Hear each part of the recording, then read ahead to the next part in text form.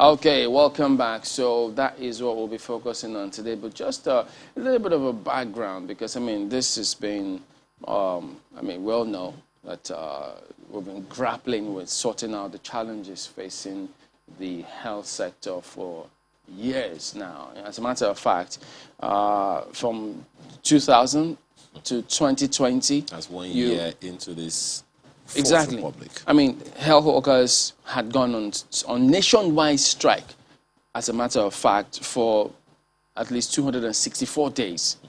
And, you know, that's about roughly 9 months, you know, put together. You know the implication of that. Almost a year. That is huge for any sector, huge for any health sector in the world to deal with. And then this year, from the 2nd of August up until the 4th of October, about 63 days, the resident doctors tried to make their point as to why and what they think should happen. Look at the 2015 process where the strike by the same resident doctors crippled the University College Hospital in Ibadan for 108 days. That's more than 3 months. Yeah, and you know, it doesn't make it any easier when you see a review of industrial actions between April 2016 and April 2017, and that showed that there were at least 17 across the country, out of which 6 were primary within the healthcare system. How we talk about the primary healthcare sector, we need to improve all of that, but that's what you see. It's that review. I mean, I don't even know where to begin, but the next one will probably give us a pointer to, you know, even where we are now. I'm wondering how we're going to transit. Yeah, but if you come back to what the doctors are demanding, demands by the NERD, you see, provisions of the PPEs, provision of group life insurance for doctors and other healthcare workers, and payment of death-in-service benefits to the next of kin beneficiaries. Universal implementation of the Medical Residency Training Act in all federal and state hospitals, which incidentally the Federal Ministry of Health is arguing it's a privilege and not a right. Yeah, and then payment of outstanding 2014, 2015, and 2016 arrears. Should that even be an issue? Implementation of the payment of the special hazard and inducement allowance. Yep. Payment of new rate of hazard allowance. Payment of all old arrears of the consequential adjustment of the national minimum wage to her members, and implementation of such in states' tertiary health institutions, and of course the domestication of the Residency Training Act by state governments. While even the federal government is still struggling, so to speak, to deal with that one, the states are yet to domesticate. These demands are genuine, and the fact that one can even say, and it's not only the NERD that's gone on strike over the past 21 years, the NMA has also gone on strike, you know, a number of times, and one wonders, is there an end in sight? I cannot, for the life of me, imagine why we'll be looking at this. Unfortunately, we are. I will always cast our minds back to the past. In the 80s, into the 90s, we had a situation where the term brain drain became prominent. And I'm wondering, there's something that you have often said on this program, Chairman. Is it that we don't learn from the past, learn from the mistakes that we have made, and then, you know, move forward from there, lay pipes, lay infrastructure, lay structures to ensure that we do not repeat our mistakes? Well, we've got gentlemen who should know. They've been in the thick of things when it has to do with the health sector on this particular strike. We've got Dr. Ishaya Gudia, who is the president of the resident doctors, and just right beside him is Honorable Tanko Yusuf Sununu, Chairman House Committee on Health Services. Gentlemen, good morning, and thank you for joining us on the program today. Good morning. Good morning, Chamberlain. All right. Thank you for having us. All right, so let's start with you, Dr. Gudia. Operative words there was, yes, you suspended the strike, and then you're going to be revisiting the whole scenario in six weeks or 6 months? Okay, 6 weeks. Now, tell us, what is the current position now? So does that then mean that after that grace period, is it a grace period? Why is it not complete call off of the strike, because you listed how they've started attending to some of those things with which, you know, the NOC is satisfied with. Well, thank you very much, Chamberlain, again for good morning, our viewers and listeners. The issues that led to the strike are all known as, just as you have highlighted them in your prelude. The problem we had when we signed the MOU in April was the lack of implementation from the side of the government, and that led us to resume back the strike in 2nd of August. And the posture then that was adopted by the government was what actually prolonged the strike, so to say, because there was no immediate intervention aside from the interaction we had with the Honorable Tanko Sununu at the National Assembly, which we could not agree on certain terms. And the matter was taken to court, and we couldn't actually have enough interface with the government with sincerity and open heart. But after our inauguration as the new executive, we came back to see how we can start interfacing and following through those issues. And that we discovered that there was change in posture, and some of those things that the government had said they would not pay because we were on strike action. We saw that they actually started implementing them, and we felt this was a good time for us to revert back to NEC and discuss with them so that we can see if we can chart a way forward.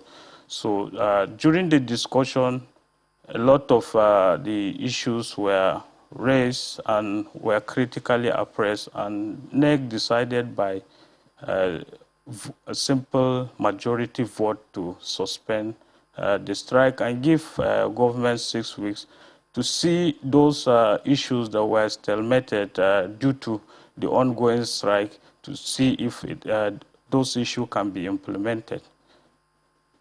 Even though many just wish there was 6 months, but you know, so tell us, the NIRD talked about them wanting work done paid for, which had not been paid for. And then government was also in court saying, well, no work, no pay. So could you clarify those positions for us? So is it that the reason for which you went on strike particularly had to do with paying for work done, and the position, the current position on the no work, no pay scenario? Well, that was one of the unfair position and the posture that was adopted by the government that led to the prolongation of this strike. But however, just as I said, we have started interfacing, and the tone have started changing. And when we realized that the tone was changing and there was also some commitment being made, we felt it was a good ground that we can actually continue the negotiation, or rather continue the interface in that line, with the good faith that the government is trying to extend to us and our members, and we believe that that will continue. So when we saw the change in posture, we believe that we can follow it through, and the remaining issues as they were can be sorted out. Honorable Sununu, it's been an arduous work and work for you as well. And I don't even know how to address you now, as a medical doctor that you are, or as a government official. It must be a very difficult one. But right now, this is where we are. What are your hopes in ensuring that this 6 weeks is 6 weeks indeed? Because a promise that couldn't be fulfilled within over 3 months, they now have, the governor has 6 weeks. Well, thank you very much for inviting me. Let me start by thanking the immediate past leadership of Nigerian Association of Resident Doctors, because they have provided us with the ample opportunity to interact with them to solve issues and address the reason for the strike, even though at certain period we succeeded, but at certain times we also could not agree. And then also to congratulate the incoming new executive of the Nigerian Association of Resident Doctors. Well, the president has already said that they have seen a posture. Immediately he was inaugurated, he came to my office with his ESCO. We had a discussion, and we've agreed that constructive engagement and regaining back lost trust should be our yardstick. Once we engage constructively and we begin to regain back our trust, hope will increase, and then issues will be addressed, and we can look at things objectively so that we can address them. My hope is that in every situation you find yourself, you must learn a lesson. In the last 2 months plus, we have learned a lot of lessons. First of all, the access to healthcare is actually nearly below average. The situation in the country in terms of people going about to do their normal duties, and be assured that whenever they have the need to go to see a doctor, they can see. And then to make matter worse, people are also using out of pocket to sustain their health care in a situation whereby the economic, especially the inflation, is on the higher side. So this is this thing. And also, we all agree that nobody can do it in isolation. So we have learned that everybody must change his posture, the government side and also the association side. My hope is that the grace we have now for the 6 weeks we are having, it's not going to be like the previous grace we have been having, whereby we have a short period of time and people will go back to sleep until it is 5 or 6 days to end of the grace we have. We now begin to dust papers and come to address issues. If you realize now, right from the word go, the implementation has started. And I have a lot of discussion with many stakeholders in the government part they are now ready to, because even at that time, the government part has been asking for a grace that please suspend your strike. Let us have an atmosphere under which we are not under any pressure so that we can work and fast track the movement. And I assure you, the National Assembly, including both the Senate and the House of Representatives, especially Mr. Speaker, are committed to seeing that this grace of 6 weeks is beneficial to Nigeria. More or less, to crown it up, the hope that Mr. President has promised, call up the strike, go back to negotiation, I will pay you even what preceded my regime. It's a very comforting, and it gives us a lot of hope. Because Mr. President has promised so many issues and has addressed them. First of all, the issue of railway workers was addressed. The issue of night workers also was addressed. The issue of pensioners that used to litter around the parade ground. You cannot see them there because all their issues are addressed. So I don't think this one, with the commitment given and assurance given by Mr. President, will be a different case. Definitely, in the next 6 weeks, we should be able to address this issue that led to this strike. And not only this one, even the other issues. We are trying to have a holistic approach. Just a few days ago, last week, I had engagement with leadership of Joint Health Sector Union in the National Assembly so that we can see issues are taken together and then addressed holistically, rather than taking them in bits that will result in another nationwide strike. My hope is that in the next 6 weeks, it will be a pass that one day we can remember that there was a period that we had a strike for 2 months in the health system in Nigeria. And definitely the result that is we are resolving not to witness such a situation again in the country. Well, Honorable, I just want to find out from you if indeed the reasons for the delay have been addressed. For instance, one of the understandings that one would have naturally in this kind of scenario is that it's not only the health ministry, the Federal Ministry of Health, that is involved in this. The Federal Ministry of Finance is involved, and a number of other, ministries, departments, and agencies, in order to ensure that the promise of Mr. President is executed to the letter. The President is not the one that is going to do the transfer, nor is he the one that is going to sign the checks. He's only going to give an approval. So have the systems that caused the delay for more than 3 months that has necessitated this prolonged strike, has that issue has that system been even investigated? What exactly happened that was responsible for the delay? Well, it has been investigated, and we are putting a lot of effort to address it. You see, first of all, on the part of the union, generally, there is loss of trust. And now we are beginning, through our actions that we are going to do in the next few days, to restore their trust. And the other issue is the fact that people don't wake up to address issues. Like, for example, now if you have a notice, nobody will work until a few days to a time.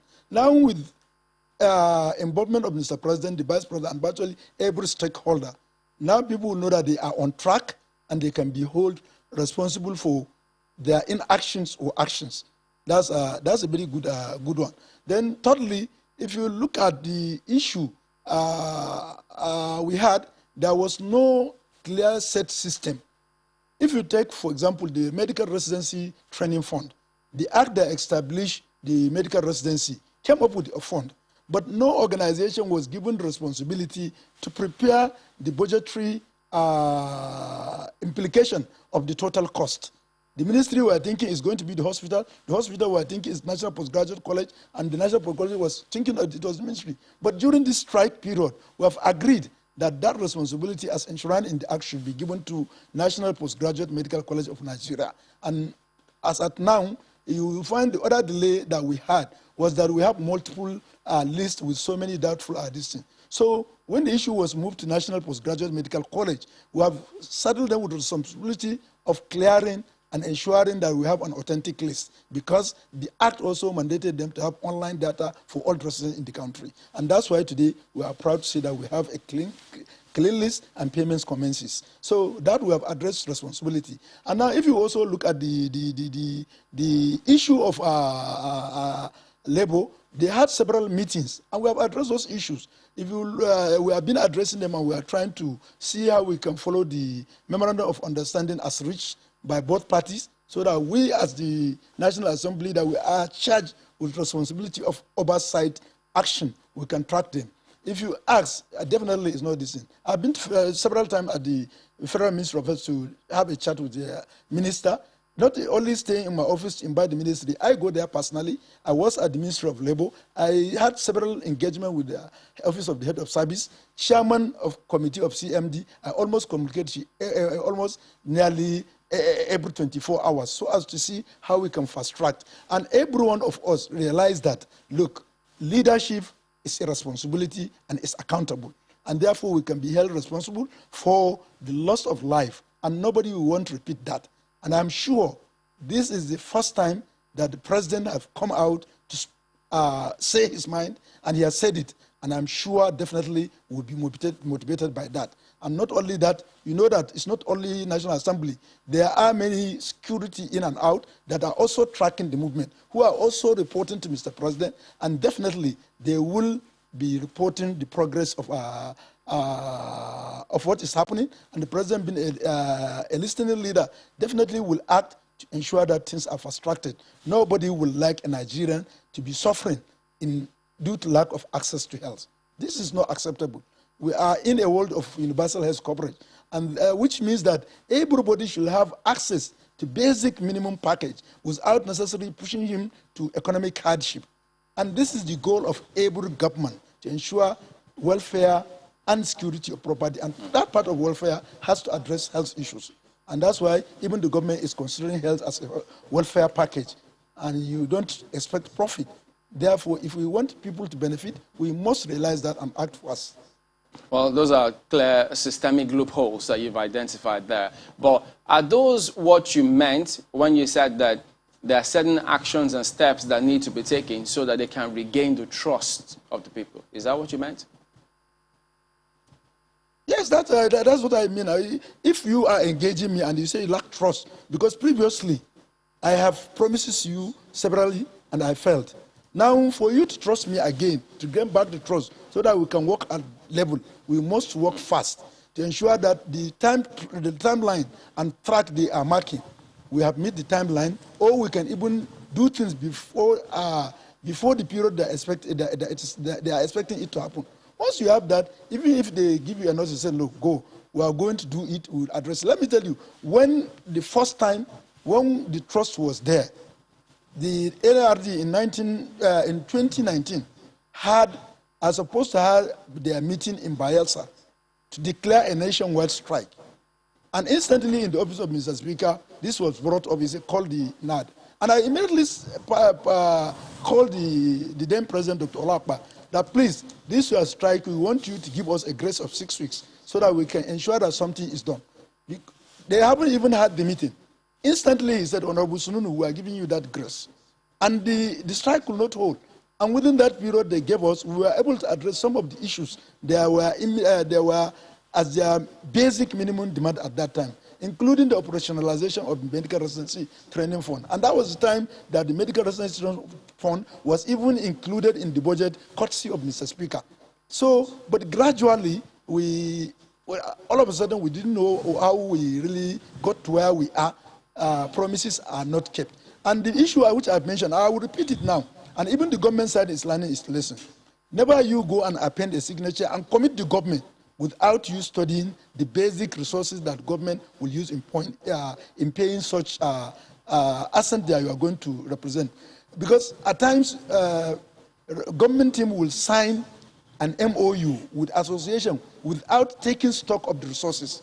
And then when it comes to implementation, you find it becomes difficult because the resources are not there. And that's why you see, even right now, on the issue of hazard allowances, government team is very, very careful. They are setting situations so that they can agree with unions and associations on whenever agreed, government will be able to implement it without causing delay so that it cannot lead to another strike. And that is the way to go.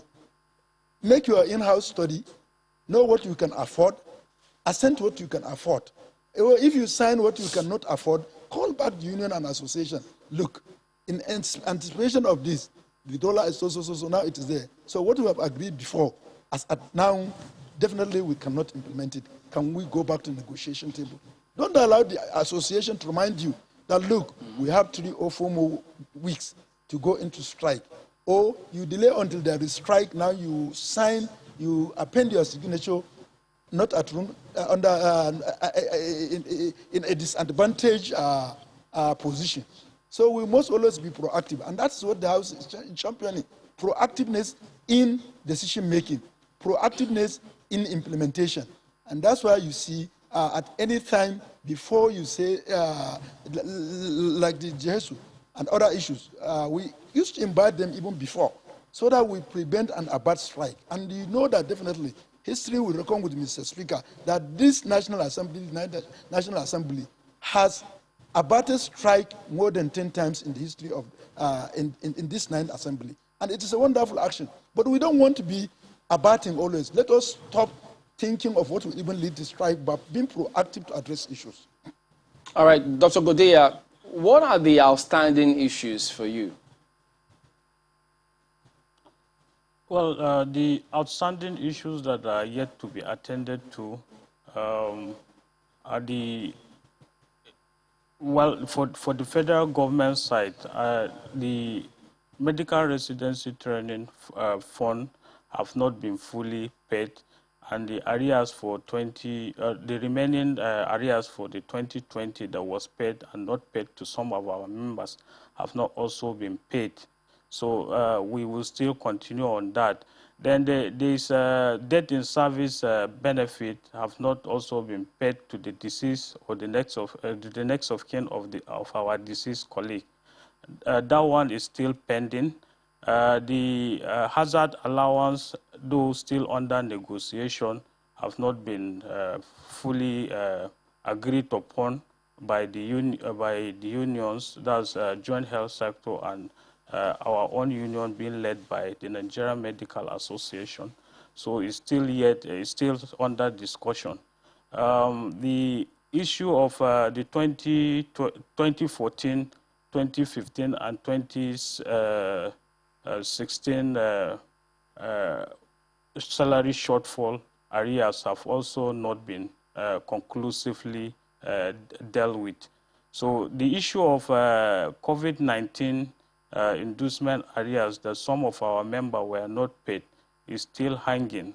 The issue of the state issue, they haven't domesticated the Medical Residency Act yet, and most of the states have not paid our member medical residency training fund. So, but however, we commend the effort that have been made by the Delta state government. So far, they have demonstrated that they can actually do more than the federal government. They have paid the medical residency training fund for this year. They have also implemented the Medical Residency Training Act in full. Benue State have also implemented the Medical Residency Training Act. However, they have not started paying the Medical Residency Training Fund. They largely predicated it on the ongoing strike that we embarked upon. Now that we have resumed, we'll also monitor to see that they implement it to our members in Benue. Since the Minister of Labor and Employment have committed himself to be a conciliator between us and these state governments, we also want him to keep to his promise. The issue of payment of salaries to some of our members in Abia, for instance, the 21-month salaries have still not been paid to them. The 8-month salaries of Imo State doctors have still not been paid to them. Likewise, Ondo and Ikiti have not paid their 3 months respectively salary arrears to our members. So these are issues that are still hanging, that we want to use the grace of these 6 weeks that we are given to push it and see that they are paid. Do you want this, all of this to be addressed in 6 weeks, or is it to what extent? What exactly are you looking for? Because those who will think, oh, wait a minute, they're not sure they can completely attend to all of these matters in 6 weeks. And if that doesn't happen, what will the NERD do? I know that you may say you may need to go back to your NOC. Well, just as I said earlier, if this thing I've said is anything to go by, then you will believe with me that we are always not strike mongers. We always want to give the government officials ample time to see that they have started doing what they ought to be doing. It's when that failed that we resort to strike actions. We have this belief that since there's a new posture, the government have adopted this new posture, that they are going to follow through and implement these things. Because it may not be that they will implement it completely, but we want to start seeing that some things are happening within the next 6 weeks. For instance, the salary arrears of 21 months in Abia, for instance, if we can see that some months have been paid and the government is committed to paying the remaining arrears, of course that will give us confidence. And we want to listen and wait for a longer period of time.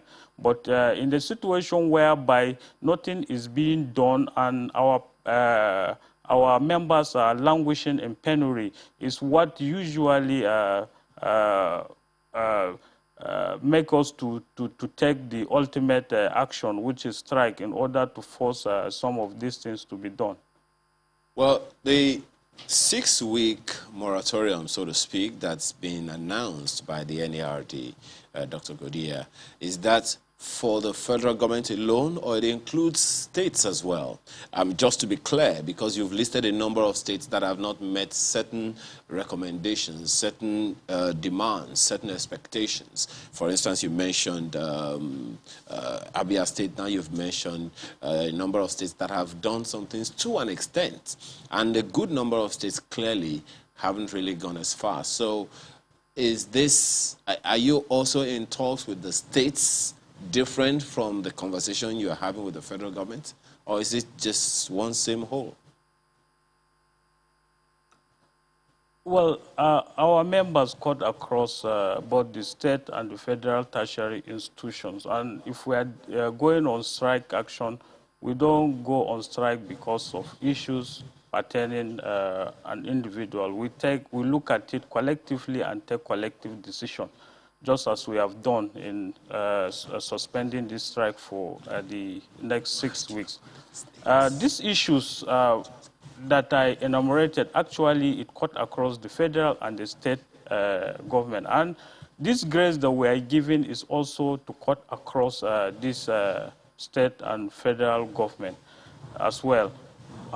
However, I want to state here for a record that since we have this agreement and we have been trying to see how this state government can pay their salary, and we believe that if we segregate those items and pursue them individually, the strike may prolong, maybe prolong more than it's supposed to be. So with the promise or with the commitment shown by the Honorable Minister of Labour and Employment that he was going to conciliate between us and those state government to see that they have effected those payments, we felt it will be good if we give him that opportunity to come in between and help in sorting out those issues.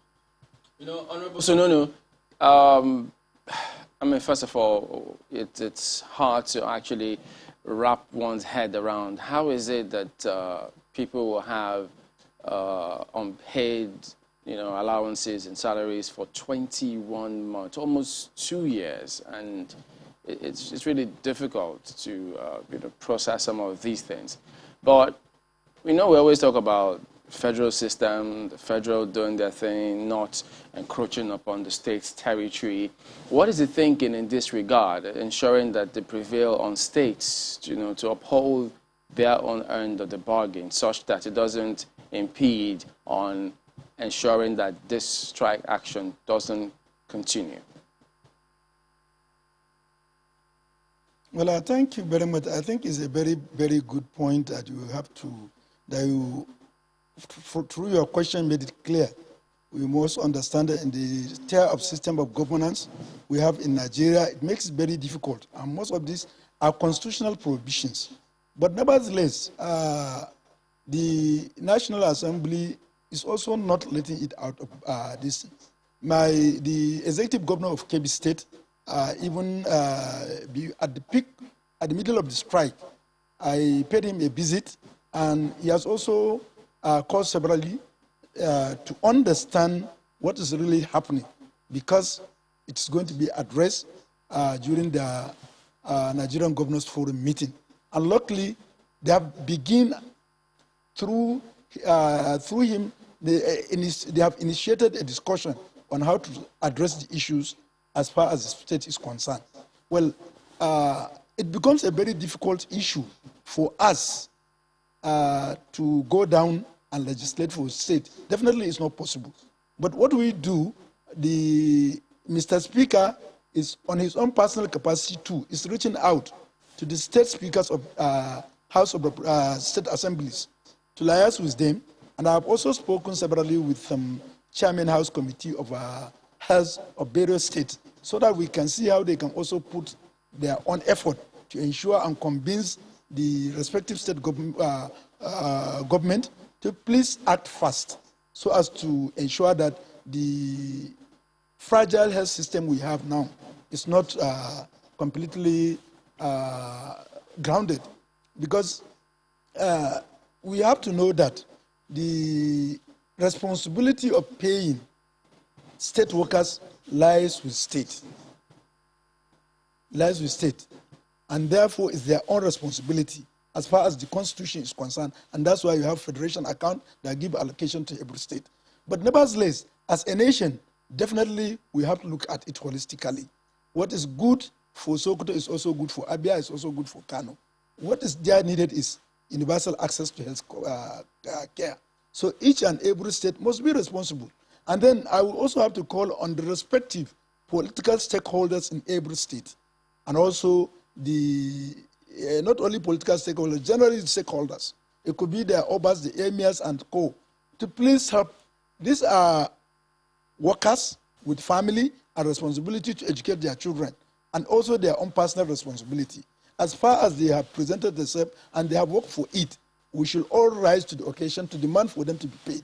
So the voices should not only come from only these assemblies and other art. We should have a national approach towards it so that we can assist ourselves by ensuring that every responsible person did his own part of this.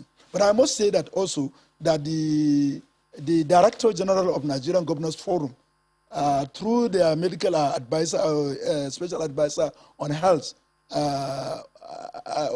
Taj, I can't remember his name really. We have been trying to see how we can also liaise with them so that this thing can be taken serious so that we can address the issue. Because as far as we are concerned, definitely, seeing a patient in a situation whereby you have not been paid for 21 days, 21 months, and you are expected to deliver your own best, it becomes difficult. And let me also remind us, I was a party when we went to Chicago for World Medical Association to review the Hippocratic Oath, which we now call physician oath. We realized that the oath has put a lot of body, that the physicians were forced to take care even at the detriment of their health. So, and now the oath, a clause was introduced to it that I should be able to take care of myself before I can take care of others. And this has put the burden on the government to ensure that physicians are paid so that they can take care of the society. And this is where we should go. Take care of your physicians, and they will take care of the people, so as everybody will have access to health. Well, Honorable... Largely, where we are now, we have to take these measures, because you had just mentioned some few about, I was shocked. Some few days ago, I was at oversight at the Nurse and Midwifery Council of Nigeria. I was alarmed that over 17,000 nurses left this country in 17 months. Barely 1,000 every month. These are specialists. Their services delivery is lost. And worst part of it, these are the experienced people that are training our younger one. So the net consequences may not even be present. It will be in the next 10 years. When we have specialists, or when we have doctors who are working, or healthcare workers who are poorly trained and manning our hospitals. So even to save our training, not only service delivery, so that in the near future we can have a strong medical team and talented healthcare service delivers in the country, we must act fast. And everybody must be responsible. And I still want to reiterate, the call of the Mr. President is not only limited to the state, to the federal level. State must also domesticate it. To please promise, they are going back to work, address issues and pay them. Okay. If you think that there are reasons for you not to pay them, don't to generalize. Take the individual that offended the system and deal with them separately, but pay the workers that have worked. And I am sure that Nigerian Governors Forum, being a responsible organization of highly talented people who have aspired, asked for, and God gave them the leadership to lead, will definitely think and they will address the issue as fast as possible. Honorable, there's something that you have said in all of the conversations so far. Just 1 second, Honorable Sununu. So in all that you have said, I mean, the federal government has made a commitment and advised that states should do the same. You remember that there was a point when this government, the federal government, came into power, and they had to bail out states to pay salaries. Now, a number of these states have already declared that they are financially hamstrung. Is there any chance that the federal government might want to bail out states again to pay their health workers within the 6 weeks moratorium that's been given? You see, because I'm not in the executive arm of government and I've not received any supplementary budget that will address that I cannot mention. But do you see it as something that is likely to happen? Do you see it as something that is likely to happen, Honorable? Yes, definitely. If I can't really say that I've seen that happen because I have to work on fact. Everybody, those that work close to me, know I don't work on prediction. I work on what is reality. If I committed that to the government, I don't have that locus standi to commit the government on given that. But I can say it as a plea that even if it is a soft loan to address the issue of the 21-month and other states that have not addressed the issue, that federal government should be able to do that and rescue this so that they can be gradually getting it back for this thing. But I cannot say it should be a grant because other states that have already paid their own staff will also demand, okay, if you are giving grant, whatever you do for the others, you also give it to us. So I cannot say a grant for that. But I can say give them a loan so that they can be able to pay, and then the federal government will devise a means of regaining back the loan over time. Okay, Dr. Godia. That's this thing. But for me to commit the federal government that will do that, it's not. All right, we'll get that point. But Dr. Godia, so, I mean, doctors finish their program and then move on. So the case of Abia State, for instance, what is the thought here? If those doctors finish their program and move on, are they still expected to be paid? Because there are several who have left the country who were not paid. Well, actually, that is what usually gave us this feeling of urgency to push the government to do things at the time that they are supposed to do it. And I think people need to understand the psychology, just like you have rightly put it. Someone is into a program that is time-bound, and his entitlement are being withheld. What he will be thinking is that I have so time left with this government. If I don't get what I'm supposed to get, then it means that I will be forfeiting it, or it will be forever before I get it. Just like the 2014, 2015, and 2016 arrears, some of those residents that were supposed to have benefited from it have largely moved to another level, cadre of in the health system. So, but they still owe the government that, rather the government still owe them the money that they've worked for in those periods. So for the Abia State government, there's this also fear that the residents are expressing there, that if we did not get this thing at this particular point in time, then it means before the government will start addressing those issues, we must have finished our program and move on to a particular, or to move on into, to a particular cadre in the health sector. So these are actually the aggregate issues that usually put a lot of pressure on us, a lot of pressure on our members, and throw them psychologically imbalanced. So it's actually behooves of all and sundry not to be looking at only when we are on strike, but to be looking at these issues the way they are coming up, so that we can all put our hands together and address them. This issue, we have brought it for a very long time. It was at the point, it was 18 months. The months keep on piling, and now it's 21 months. So what else do you expect the Nigerian resident doctors to do when they have been working and they have not been paid? So that are some of the reasons that we usually have to resort back, or most times have to resort back into indulging in strike action in order to force the government to act at within short time. We realize that most of the times, if we are not on industrial action, those issues that have been raised and we have been raising, nobody usually considered it again. As soon as we go back to work, everybody goes to sleep, and then those issues are left there lingering, while our members continue to suffer in silence. So those are the issues that we are calling on all well-meaning Nigerians to look into those issues and always be seen to be pushing those government as soon as we bring those issues to the fore, so that we can together salvage the health sector and continue to move in the right direction as a country.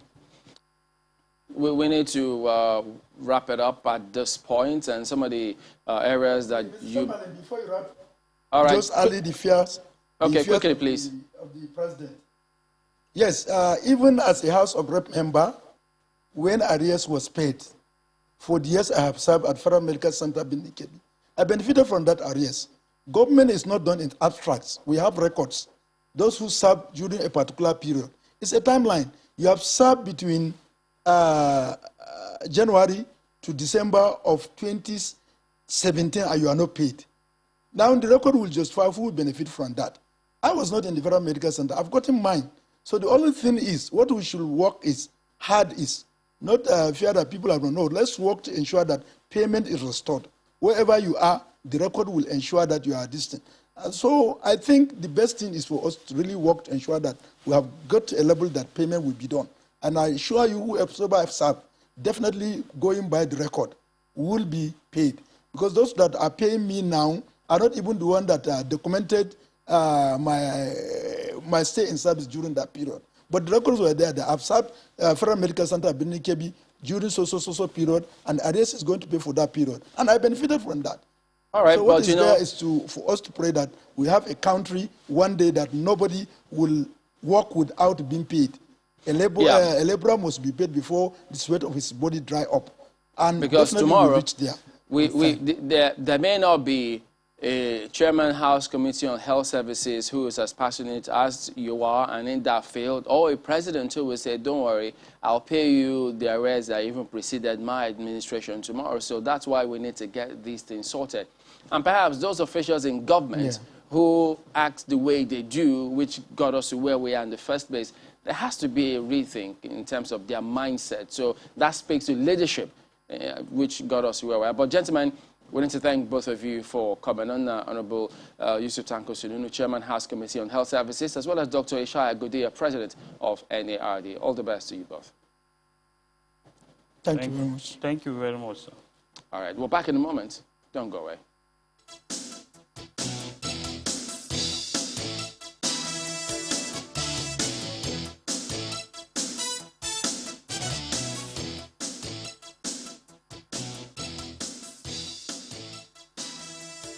Oh, yes, indeed, Mr. Uwem Moko, who you've seen there, former Attorney General of Akwa Ibom State and the Senior Advocate of Nigeria, joins us this morning. Good morning, and thank you for joining us today on the program. Could you tell us, what is the implication of those governors deciding to join the suit on VAT with Rivers in terms of judgment delivery? Because many thought that there was going to be accelerated hearing on this matter, so it's addressed sooner rather than later. Good morning, Chamberlain. Good morning, viewers. Thanks for having me. I think the decision of the governors yesterday to join, apply to join the matter in the Supreme Court, it was only to be expected. I'm happy that they had to wait, not to do it individually, but take a collective decision for the general public to become aware of that the decision is a collective decision and it's a matter they want to pursue collectively in the general interest, not only of the South states, but of the Nigerian Federation. These things should be taken as given. It's not something that should elicit so much argument and contention. If Nigeria is a federation and is to be run as a federation, which it should be, some of these things that we dissipate energy on, some of these issues that we seem to make it to look as if they are contentious issues are actually non-contentious. A federation is a federation for the. I've said it before. There is nothing like a Nigerian federation or an African federation. I feel the federation is a universal concept. Federation must be federation as is defined in India, as is seen in America, as seen in Canada, as is seen in the dictionary that carries simple English. A federation is a federation. And we cannot begin to say, oh, that this is our own federation, we must run it in our own way. No. It's either you run a federation or you are not running a federation. So the issue of who should be collecting simple tax of consumption tax like VAT is not a contentious issue. It's a matter that naturally rests within the powers of the states. And so for certain persons or institutions to try to make it look as if it's contentious, honestly, beats my imagination. It shouldn't be. Could you tell us, I mean, when what is the mindset for this delivery of judgment in terms of when judges consider these matters or when lawyers appear before them and make their case, do they just leave it strictly based on the points, the letters of the law, or do they also argue, as we hear in the court of public opinion, that, look, there's got to be security implication about this kind of matter, the social implication and what it means? Do all those things come to play in the delivery of judgment or considering the matter? It shouldn't. It shouldn't. You see, we run a written constitution, and because we run a written constitution, the law ought to be interpreted the way it is. The Supreme Court has said over and over again, and it has become very elementary, that when you want to interpret a law, the interpretation should not be subject to the emotions of people. It should not be subject to social considerations. It should not be subject to whims and caprices of anybody. Otherwise, you will not have a proper interpretation. As it stands today, any decision that is going to be taken by any court of law in Nigeria, including the Supreme Court, must be based on the extant constitution, must be based on the law. It's not like it's going to affect the security situation, it's going to affect people. It's either we have a constitution or we don't have a constitution. And it is better that we stick to the spirit and letters of the constitution for stability, for reliability, for certainty, than to begin to work on the whims and caprices and sentiments of persons and institutions and sections. As it stands today, the consumption tax, which is which VAT represents, is not in the exclusive list. It's not within the tax as defined under the Constitution, and so naturally, it is a tax that is collected by the state. And so it's not something that we need to leave to the imaginations of people. Oh, so that the country will be stable. Oh, so that people will not feel cheated. It's not a question of being feel cheated.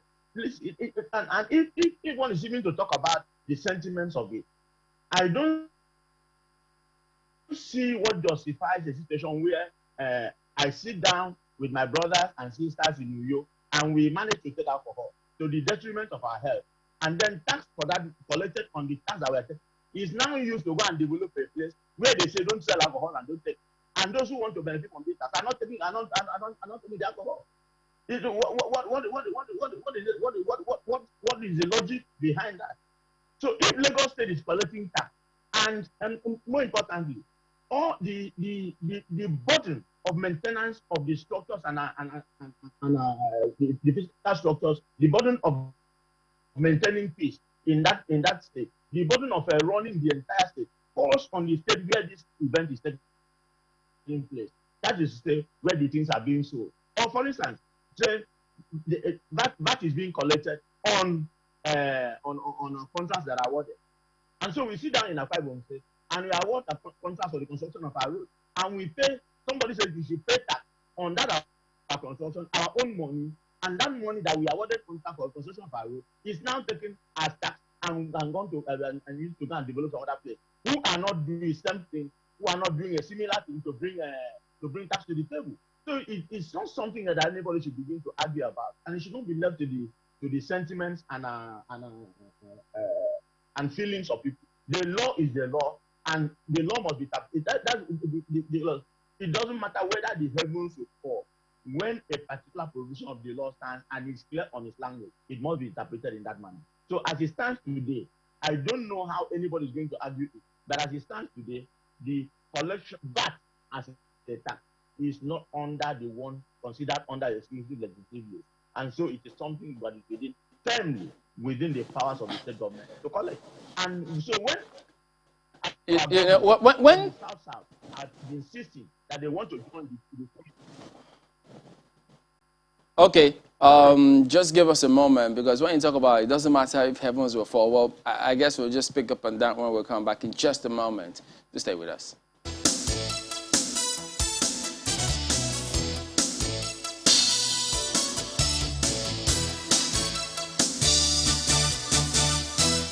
You know, just a little bit of follow-up on that. When you say, well, it needs to be delivered, it doesn't matter if heavens will fall. So is it a wrong perception when people think that, well, they've looked at all of the presidential elections, at least the recent ones, where it has ended up at the Supreme Court? It always comes across as though Supreme Court, they never just take those decisions that will say, no, this is what we found. It doesn't matter whether it's a sitting president or incoming president, you go out. And I think one that resonated amongst lots of people in Africa was that of Kenya, when the president was faced with that. So is it a wrong impression that people have here that they never ever will see a Supreme Court do that kind of thing in Nigeria here?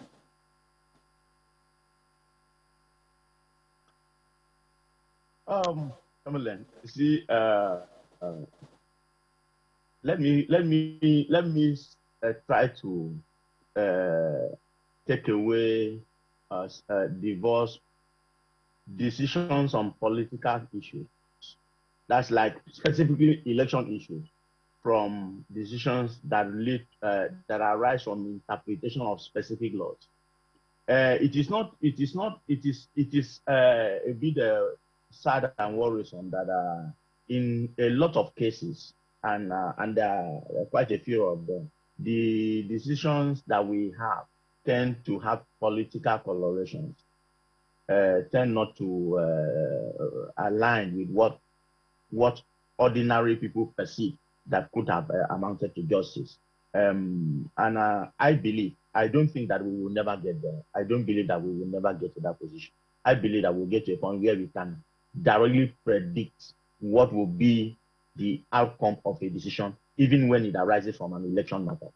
But right now, I must admit that it is not in all cases that you find that somebody like the late President Yaradua was honest enough to admit that the process that brought him to power wasn't very tidy, and I needed to think hard way for it to get better. Unfortunately, he didn't live to see that dream come to pass. But I believe that our courts, beginning from the High Court to the Court of Appeal and to the Supreme Court, would be able to improve on the deliveries that would enhance or build up confidence, public confidence in decisions. That when they go to court, it will not matter which party is involved. It will not matter whether it's a sitting governor or a sitting president. It will not matter whether it's a ruling party or not a ruling party that is involved. The decision will be predictable based on extant laws. And so that's what I'm saying. Let me put away decisions that arise from direct election matters, away from the decisions that arise from interpretation of existing laws. Okay. Well, my question is not just a moment. Just a moment. I'm not talking about any election. But let me go to this same substantive issue of taxes. You recall what the northern governors said at the end of one of their meetings, where they said that VAT is being confused by state governments as a sales tax. If every state enacted its own VAT law, multiple taxation will result to increase in prices of goods and services and collapse interstate trade. VAT is not a production tax like excise, but terminal tax, which is paid by the ultimate consumer. What do you make of this? Perhaps there is a need for even people, for our education, to understand which taxes really should go to the federal government, which taxes should stay with the state governments. You see, that what you have just paraphrased from the resolution of the Northern government is actually a product of either lack of understanding or deliberate effort to skew the facts and to fit their own purpose. That is simply a sales tax. It's simply a consumption tax.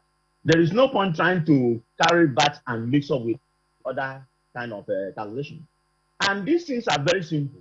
In 2016, when I was serving as Attorney General, on the issue of stamp duties, which Lagos State and other states have been pursuing for some time, I wrote a letter to the CBN from my office and demanded that a certain percentage of the stamp duty collected from banks operating within the territory of Akwa Ibom State, arising from individual transactions and not transactions of corporate bodies, should be remitted and paid to the state. I made that demand to the CBN. The CBN replied that letter and admitted that they have collected such stamp duty, but that it would be that they will not be able to remit the money to us directly, that because they are bankers to the federal government, that they can only be advised by the Attorney General of the Federation to remit such money to us as a state. And so I should write to the Attorney General of the Federation. I then wrote to the Attorney General of the Federation and attached the letter from the CBN. The Attorney General of the Federation now wrote back to me. These are documents that are in existence. And so, okay, we agree because the CBN has said, we admit that this money is with us and we could remit it, but we must be advised by the Attorney General of the Federation to remit the money to you. So the AGF now said, okay, I should give them details, which I wrote back and sent back. That was around 2017. Up to today, nothing has happened to it. The office of the Attorney General of the Federation did not move forward. The CBN has not been able to remit the stamp duties to us. But it's not difficult to calculate and know that these monies are well collected by the CBN, and that this part of this money is due to the state. But people will now sit up and begin to do imaginary classification, imaginary computation that doesn't hold water. That is why I say, let us be guided by law. Let us be guided by what the law says. And let us be guided by how federations operate in other places. Nigeria is not the only federation in the world. And we cannot operate an isolated federation type. Our federation type must be a federation type that is known universally. How is federation operated in US?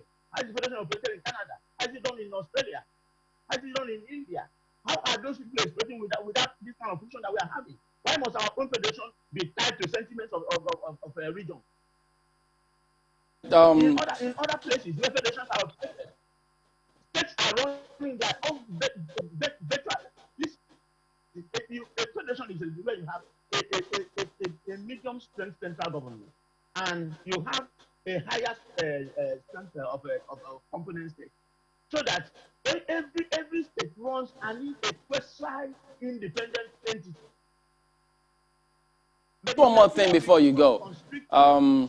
I mean, since you're and the senior lawyer at that, you're familiar with this Professor Peter Ogman's case, who was convicted for electoral fraud and granted bail. Well, I hadn't had time to ask you your impressions of that. So could you tell us, just as you wind down, how all of that played out for you?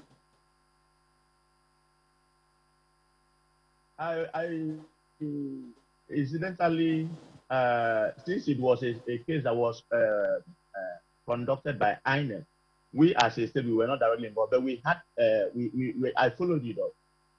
And I wasn't particularly impressed with the decision of the judge that granted him bail. And I think even his lordship did admit that the convict did not meet the conditions for being granted, seeking such bail, and having that discussion of the court in his favor. But his lordship still went ahead and granted that bail.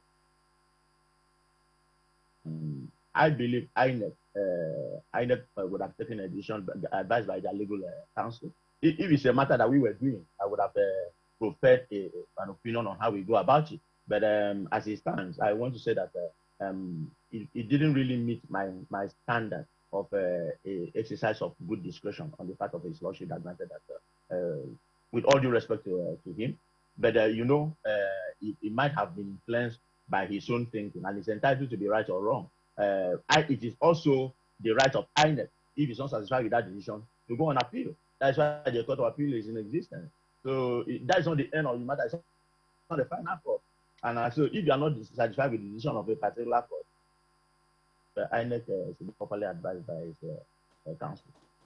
All right, then. So I guess we'll keep tabs on some of those other matters raised by the South-South governors concerning clear definition of what a host community is in the PIA, as well as setting up a joint security network. Will they be armed, as many keep asking, for several other regional security outfits? So will they follow the same template with other regions? Who knows? But thank you very much indeed, Mr. Owe Mwoko, Senior Advocate of Nigeria and former Attorney General for Akwa Ibom State. Thank you very much. All right, then. So coming up next, well, this conversation. So what a time it was yesterday, as a matter of fact, with that downtime. Who would have believed the kind of apprehension that generated? Not a small one, no doubt. Not a small one. There you go.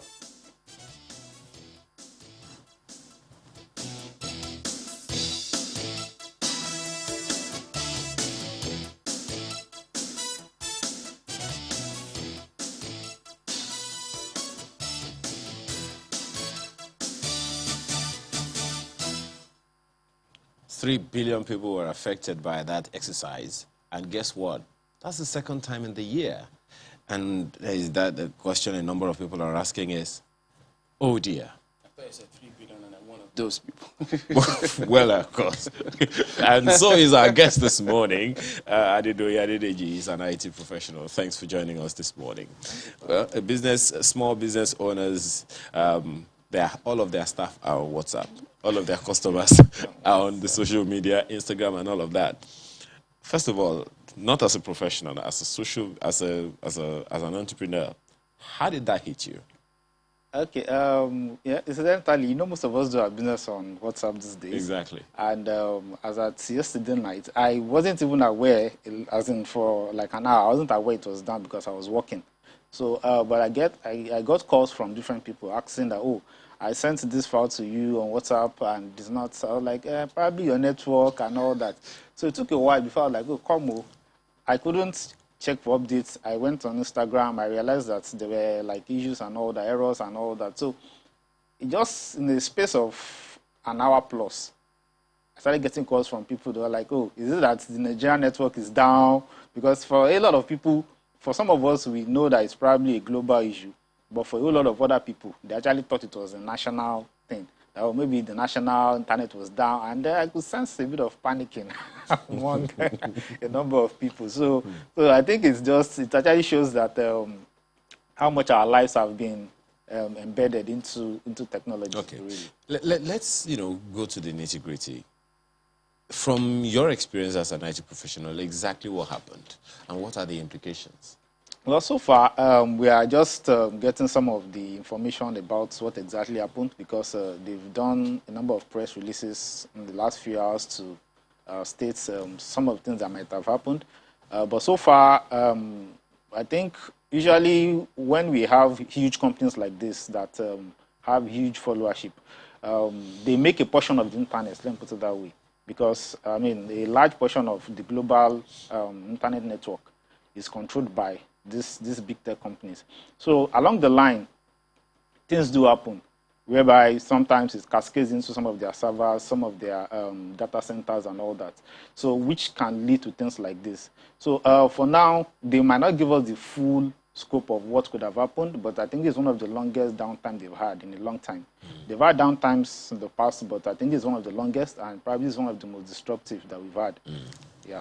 Well, what they said on the Facebook engineering page is their engineering team learned that configuration changes on the backbone routers that coordinate network traffic between the data centers caused issues that interrupted this communication. It's a lot of English. Yeah. You know, if you can decrypt it for us. Okay, now, like I said, these big tech companies have their own portion of the internet because, like we as the regular users, we have to connect to this servers, for example. Now, across the globe, there's what we call the internet backbone, which is, for example, optic fibers that are linking to data centers across the world. So now, some of these data centers, they are situated in a position where they are linked by optic fiber to different continents and all that. Now, just by making a configuration mistake with one data center can cause all this problem because these data centers are actually linked together. So if it's not connected properly, that's via networking. If it's not connected properly, probably use the wrong IP address or something, this could trigger a whole lot of other errors. So it's very possible that it's likely a configuration issue that led to this. But then that's actually what they said on their faulty configuration issue. But what happened is, the question we should be asking is, how do Facebook get it so wrong? For a company that runs a huge company like that, how did they get it so wrong? Because, I mean, you can't afford to be down for that long, meaning that it's actually a huge problem for them to actually fix. So the question would be that, because for things like this to happen, there should have been a chain of authorization. So the question was that during that chain of authorization, how did this scale of problem happen? Well, you know, there's been, sorry about that, Chimney. There's been some controversy around Facebook as an organization over the years, and there are those who are also alluding that, hey, we just had an interview maybe about 24 hours, and then this happened. Do you see any correlation? There are those who are saying there is no correlation. There are those who say that's the root cause. Well, I don't think there is, because I don't think the two issues are really related, because I think the initial issues that they've had in the last few weeks is always the issue of internal operations of Facebook as it is. Now, it could be related in terms of probably trying to take out some of the information that might be incriminating. I don't know, but nevertheless, I think I won't consider them related, in the sense that they are two separate things entirely. What happened yesterday was purely a technical issue. So it really has nothing to do with the scandals and the internal memos that were being leaked about Facebook and Instagram and all that. So I really don't think there's really a link. But nevertheless, it doesn't look well for them too at this stage, where there's a lot of eye on them, for them to have a huge downtime like this. It doesn't look well for them. So I don't think there's a real link. So what is I mean, different countries will view this as a national security matter for them. What do we need to put in place back home here to ensure we, ramp up our own, ecosystem here, that IT ecosystem, and get it to that world-class standard wherein we can even have our own system of, all of this messaging here? I think it goes back to some of the issues we had, infrastructure. If we had the right infrastructure, for example, it's very difficult for you to run a data center in Nigeria. Now, some of these things... You say it's difficult? Yes, it's quite difficult. Yeah, majorly because of infrastructure. We are talking about light, we are talking about security. If you want to build a data center, they are quite expensive and very delicate. So, I mean, you don't want to build a data center, for example, somewhere, let's say in Ogun State, for example, and tomorrow they tell you the flood is coming, and I mean, there's no way for you to control that. Well, talking about electricity, the question Chamberlain asked would definitely have come on this show. But talking about electricity, there are communities in this country that haven't had a power outage for a minute in the past 10 years or more. If we are really serious about, setting up a data system like that, electricity infrastructure shouldn't be so much of a challenge, given that it is something that has been done, not can be done, has been done in the country. Yeah, the thing is, yes, that could be the case, but then have to, if you want to be the disaster, that means they have to be the off-grid power system, probably solar-based or distant. But then you can't rely on the national grid as it is right now. If you want to be the data center in Nigeria, I won't advise you to run on the national grid as it is right now. Yes, there are some centers, there are some places that have very stable network. But what we are talking about, why I said that data centers are very, very sensitive, is that what happened on Facebook will be a child's play if the power system in your data center goes disrupted. It means that you have to start a whole lot of other, like it cascades into a lot of other things. So number one is infrastructure is always an issue. And if we say, okay, let's take out power, we also have to look at security. We have to look at road network. How do you transport these things? You have to look at even how to even bring in the servers in the first place into the country. How do you get them into the country in the first place? Because, you have to deal with customs, you have to deal with all that. So I think there's a whole lot of bottleneck that is around all these things that we can put out once and for all. But I think the way to go is to start investing in local capacity development, meaning that we need to tell people, we need to be able to bring people to start building the nitty-gritty of technology. Meaning, for example, we don't have to be consumers of technology. We also need to build our own from the ground up. So we don't have to just, for example, we use mobile phones, we have Android phones. Do we have anybody or do we have any company within the country that can manufacture a phone from ground up? They are not even saying that maybe the panels or the screen and all that. Like for the whole country, we don't even have a company that produces its mobile phone. Talk less of softwares. Okay, we have very fantastic software developers across the country, but most of them work remotely for offshore companies. So because it's easier, it makes more sense if you're a software developer to work from or that's remotely for a foreign company from here. So the optics are not are not much in our favor for now. Until number one, we start compensating our technology professionals properly, like the way they are compensated abroad. And also, people would like to work from here and stay here if they are paid well. So can we actually do that, given the economic situations there and here? Yeah, we are seeing a bit of that already. We are seeing, like, for example, some of the growth we've seen in the fintech industry. Yeah. The fintech industry is doing quite well in terms of technology and growth. They are doing quite well.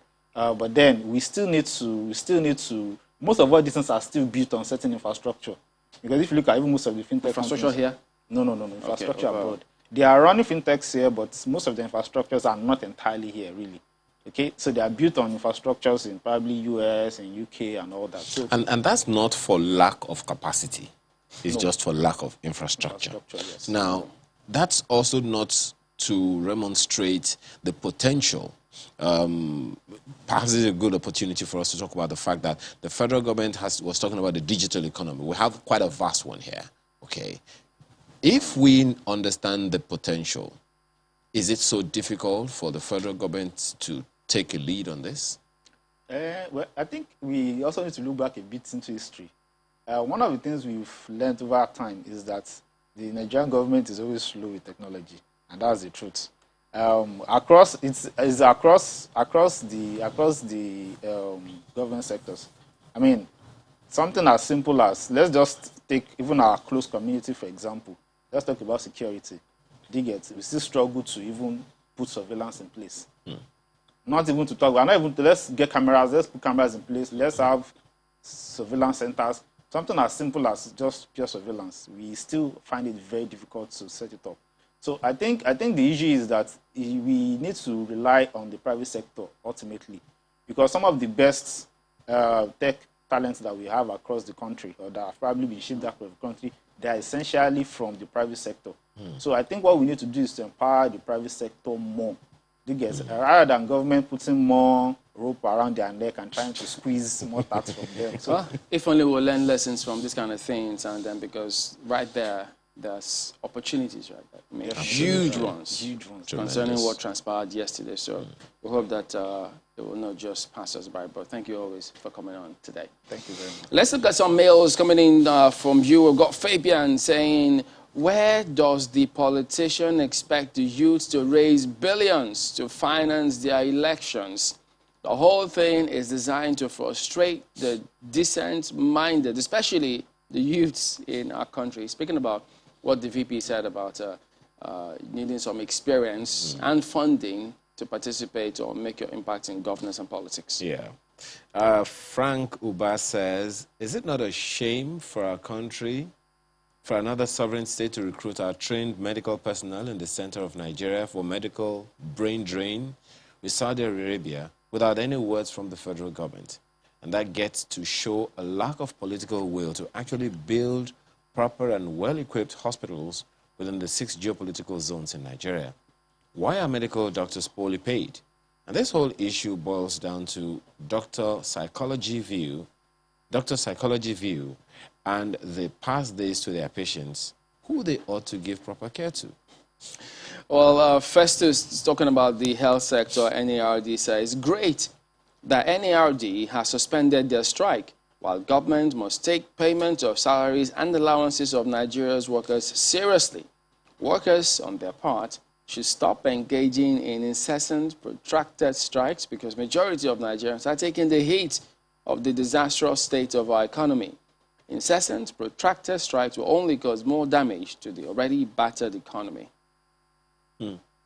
Well, this one by Ugochukwu Nebo says, why are doctors and dentists in general hospitals, especially in Abuja, among striking resident doctors, even though they are not doing residence program? Adeni says the government will not even break a sweat if they are really sincere in the implementation of the demands of NARD. How in the world can we treat our health workers like this? It's ridiculous that the government struggles to pay them a health hazard allowance that is even less than $15. Well, there's so much. Very, very quickly, let me take this one. The health sector is a crucial sector where both the three arms of government must, where the three arms of government must all work together for efficient delivery of its services to every Nigerian, irrespective of status. Thus, the commitment by state and federal governments to pay NARD must be adhered to. That's from Professor Enachena. Well, don't forget that we mentioned earlier that political paradigm will air at 9 a.m. and it is also going to be repeated at 11 p.m. with, that's it right there, Senator Inaya Baribe, a political paradigm. Today at 9 and a repeat at 11 p.m. after the news at 10. All right, so that's it today. Thank you all for watching. We'll see you next time. I'm Chamberlain Uso. And I'm Ayo Makinde. Have a wonderful day.